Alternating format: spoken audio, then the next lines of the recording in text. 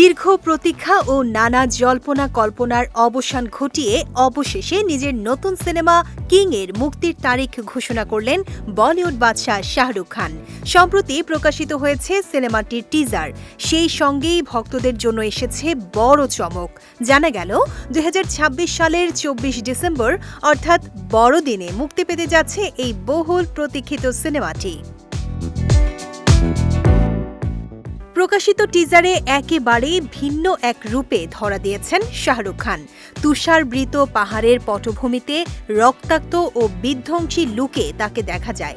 গম্ভীর কণ্ঠে তার সংলাপ, গর্জনের সময় এসে গেছে। ইতোমধ্যেই সামাজিক মাধ্যমে ব্যাপক আলোচনার জন্ম দিয়েছে এই সংলাপটি। টিজারের শেষ ভাগে ভেসে ওঠে লেখা, বছরের শেষটা হোক মনে ভয় নিয়ে, যা সিনেমার অ্যাকশনধর্মী ও রহস্যময় আবহের ইঙ্গিত দেয়। সিনেমাটি পরিচালনা করছেন সিদ্ধার্থ আনন্দ, যিনি এর আগে শাহরুখ খানের সঙ্গে পাঠান সিনেমা নির্মাণ করে বক্স অফিসে রেকর্ড গড়েছিলেন। তাই কিং নিয়ে দর্শকদের প্রত্যাশা স্বাভাবিকভাবেই অনেক বেশি।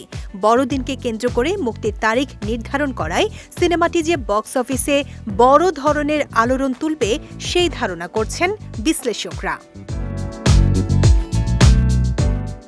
উল্লেখযোগ্য বিষয় হল, এই সিনেমার মাধ্যমে প্রথমবারের মতো বড় পর্দায় বাবার সঙ্গে অভিনয় করতে যাচ্ছেন শাহরুখ কন্যা সুহানা খান।